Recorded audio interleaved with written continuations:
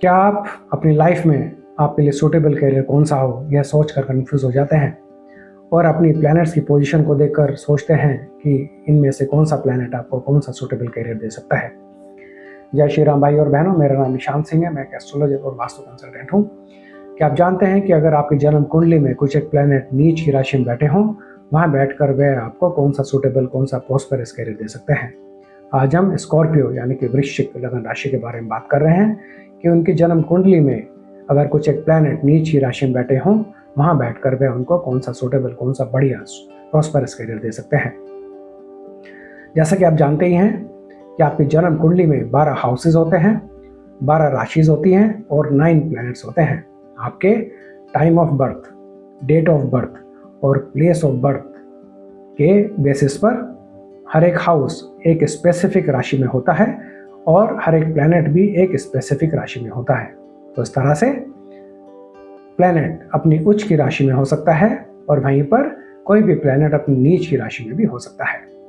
हम उस यूनिक एक स्पेसिफिक प्लेसमेंट के बारे में बात कर रहे हैं जिसमें कि प्लैनेट नीच की राशि में बैठा है और वहाँ बैठकर वह आपका कौन सा सक्सेसफुल कैरियर आपके लिए इंडिकेट करता है। आइए देखते हैं कि इसको करना कैसे, समझना कैसे, अपना कैरियर कैसे हो, उसको निकालना कैसे है। कुंडली के पहले हाउस में नंबर 8 लिखा है, तो यह वृश्चिक स्कॉर्पियो लगन राशि की कुंडली है। हमें देखना है 9th हाउस, 10th हाउस और 11th हाउस। आपकी कुंडली में 9th हाउस, 10th हाउस और 11th house.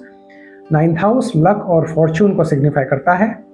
10th house profession और कैरियर को सिग्निफाई करता है। 11th हाउस गेन और इनकम को सिग्निफाई करता है। साथ के साथ हमें 2nd और 12th हाउसेस भी देखना चाहिए। 2nd हाउस बैंक बैलेंस और वेल्थ को सिग्निफाई करता है और 12th हाउस एक्सपेंस और गेन या लॉस को सिग्निफाई करता है। हमें देखना है कि 9th, 10th और 11th हाउसेस के राशि स्वामी कौन से हैं। आपकी जन्म कुंडली में 9th हाउस कैंसर राशि में है तो उसका राशि लॉर्ड मून है। 10th हाउस लियो राशि में है, उसका राशि लॉर्ड सन है और 11th हाउस वर्गो राशि में है, उसका राशि लॉर्ड मरकरी है। हमें देखना है कि मून, सन और मरकरी में से कौन नीच की राशि में बैठा हुआ है। उनमें से एक ही नीच की राशि में है, दो हैं या फिर तीनों के तीनों ही नीच की राशि में बैठे हैं, और अगर ऐसा है तो वह आपको कौन सा कैरियर दे सकता है। आइए देखते हैं एक एक करके। अगर 9th लॉर्ड मून नीच की राशि में है, मून अगर स्कॉर्पियो की राशि में हो तो वह नीच की राशि में होते हैं। आपकी जन्म कुंडली में अगर मून पहले ही हाउस में बैठे हैं तो वह नीच की राशि में है। वहाँ बैठकर वे आपको जेम स्टोन का कार्य देते हैं।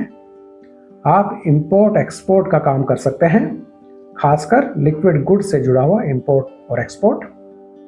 इंट्राडे ट्रेडिंग आप कर सकते हैं शेयर मार्केट में।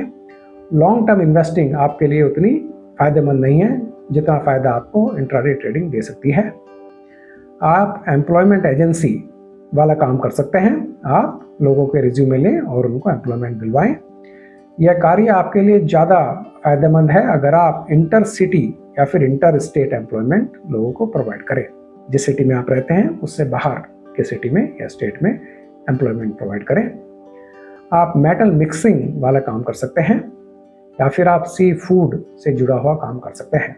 इसमें खास बात यह है कि आप अपना प्रॉफिट मैक्सिमाइज करने के लिए आपका जो भी प्राइस है वह फिक्स नहीं होता है। आप सिचुएशन को देखकर, कस्टमर को देखकर अपना प्राइस बदलते रहते हैं। अब सवाल उठता है कि इस लिस्ट में से, ये एक इंडिकेटिव लिस्ट है, लिस्ट और भी लंबी हो सकती है, इसमें से एक या दो ऐसे कौन से कैरियर हैं जो आप अपनी लाइफ में ले सकते हैं। आपको देखना चाहिए मून के ऊपर और किस प्लैनेट का इन्फ्लुएंस है। फॉर एग्जाम्पल, मून किस प्लैनेट के साथ में कंजक्ट होकर बैठा हुआ है या फिर किस प्लैनेट का मून के ऊपर दृष्टि यानी कि आस्पेक्ट रिलेशनशिप है। अगर मून और मार्स का कॉम्बिनेशन है तो आप सी फूड से जुड़ा हुआ रेस्टोरेंट ट्राई कर सकते हैं। अगर मून और मरकरी का कॉम्बिनेशन है तो आप जेम स्टोन से जुड़ा हुआ कार्य आप ट्राई कर सकते हैं। अगर 10th लॉर्ड सन नीच की राशि में है, सन अगर आपकी जन्म कुंडली में लिब्रा राशि में हो तो वह नीच की राशि में होता है।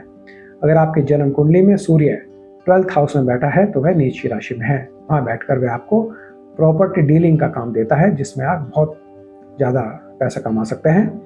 गवर्नमेंट जॉब आप कर सकते हैं। तांत्रिक वाला कार्य आप कर सकते हैं। मेजरमेंट इक्विपमेंट यानी कि नाप तोल के इक्विपमेंट आप बना सकते हैं जो कि लैब में यूज़ होते हैं, दुकानदारी में यूज़ होते हैं, वो सब इक्विपमेंट आप बना सकते हैं। होलसेल ट्रेडिंग आप कर सकते हैं किसी भी तरह की। आप इंटरेस्ट के ऊपर, ब्याज के ऊपर अच्छा पैसा कमाते हैं, पैसे के ऊपर ब्याज ले लिया या फिर और किसी आर्टिकल के ऊपर आपने ब्याज ले लिया। फॉर्मूला वही है, जो आपका प्राइस है वह फिक्स नहीं होता है। आप अपने क्लाइंट को देखकर या सिचुएशन को देखकर अपना प्राइस बढ़ा सकते हैं, ज़्यादा प्राइस आप मांग सकते हैं अपने प्रॉफिट को मैक्सिमाइज करने के लिए। फॉर एग्जाम्पल, अगर आप मनी को, पैसे को इंटरेस्ट पर दे रहे हैं तो आपका कोई फिक्स इंटरेस्ट रेट नहीं है। आप देखेंगे कि आपका क्लाइंट की पेइंग कैपेसिटी क्या है, उसकी अर्जेंसी क्या है, उसके हिसाब से ही आप इंटरेस्ट रेट कोट कर सकते हैं। फाइनल कैरियर को शॉर्टलिस्ट करने के लिए आप ये देखें कि सूर्य के ऊपर और किस प्लैनेट का इन्फ्लुएंस है। सूर्य किस प्लैनेट के साथ में कंजक्ट होकर बैठा है या फिर किस प्लैनेट के साथ में सूर्य का एस्पेक्ट रिलेशनशिप है, दृष्टि संबंध बना हुआ है। अगर मार्स और सूर्य का कॉम्बिनेशन है तो आपके लिए प्रॉपर्टी डीलिंग वाला कार्य सूटेबल होता है।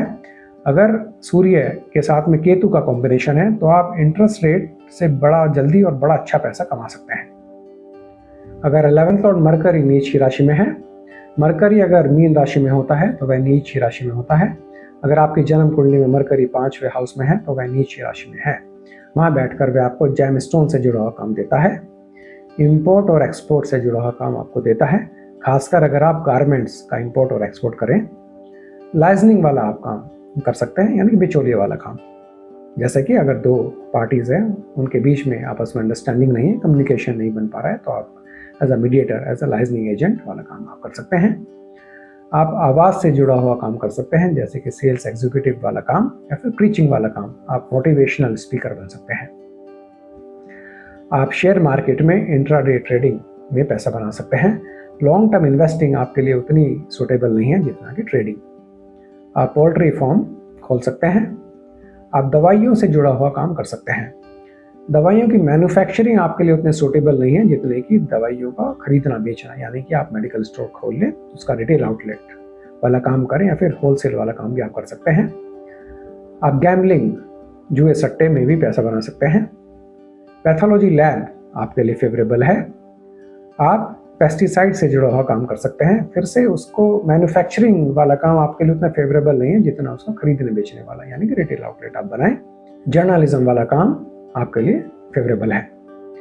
फॉर्मूला वही है कि आपका जो भी प्राइसिंग है, जो भी आप पैसा लोगों से चार्ज करते हैं, वो फिक्स नहीं होता है। आपको एक फिक्स टेम्पलेट लेके नहीं चलते हैं, बल्कि आप सिचुएशन को देखकर, अपने क्लाइंट को देखकर अपना प्राइस चेंज कर सकते हैं। अब सवाल ये है कि इन सब कैरियर में से आपके लिए सूटेबल कैरियर कौन सा है। ये तो एक इंडिकेटिव लिस्ट है, लिस्ट और भी लंबी हो सकती है। आपको देखना है कि मरकरी के ऊपर किस किस प्लैनेट का इन्फ्लुएंस है। फॉर एग्जाम्पल, मरकरी किस प्लैनेट के साथ में कंजक्ट होकर बैठा है या फिर किस किस प्लैनेट का मरकरी के ऊपर दृष्टि यानी कि एस्पेक्ट रिलेशनशिप है। अगर मरकरी के ऊपर जुपिटर का इन्फ्लुएंस है तो आप प्रीचिंग वाला काम बड़ी आसानी से कर सकते हैं। इस केस में आपको जर्नलिज्म वाला काम भी सूटेबल है।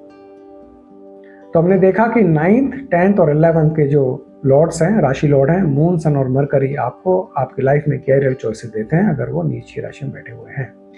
साथ में हमें सेकंड हाउस को भी देखना चाहिए, जो कि हमारा बैंक बैलेंस का हाउस है। कैरियर कोई भी हो, लेकिन हमारा ऑब्जेक्टिव है कि हमारा बैंक बैलेंस एनहांस होना चाहिए, बढ़ना चाहिए। तो इसलिए जुपिटर की रेमेडी करनी जरूरी है। अगर जुपिटर आपके जन्म कुंडली में फेवरेबल है, आपको शुभ परिणाम दे रहा है, तो आप जुपिटर की रेमेडी करके उसको और मजबूत करें। और अगर आपकी जन्म कुंडली में जुपिटर पीड़ित है, मारक भाव में बैठा है, तो आप उसकी डेफिनेटली रेमेडी करके उसके नेगेटिव इन्फ्लुएंस को कम करें, क्योंकि ऑब्जेक्टिव है कि जुपिटर की रेमेडी करके हम अपना बैंक बैलेंस को इम्प्रूव कर पाएं। जुपिटर की डिटेल रेमेडीज जानने के लिए आप हमारा वीडियो जरूर देखें, जो कि जुपिटर की रेमेडी के ऊपर है। उसके लिए आप हमारे चैनल में प्लेलिस्ट रेफर कर सकते हैं। साथ के साथ हमें 12th हाउस को भी देखना चाहिए, जो कि हमारा खर्चों का हाउस है। अगर आपका बिजनेस है लेकिन आपका बैंक बैलेंस उतना नहीं बढ़ रहा है जितना बढ़ना चाहिए, क्योंकि आपके खर्चे बहुत ज़्यादा हो रहे हैं, तो आपको उस केस में 12th हाउस के लॉर्ड यानी कि वीनस की भी रेमेडी करनी चाहिए। फिर से वीनस की डिटेल रेमेडी जानने के लिए आप हमारा वीनस की रेमेडी के ऊपर वीडियो देख सकते हैं, जो कि हमारी प्लेलिस्ट में है।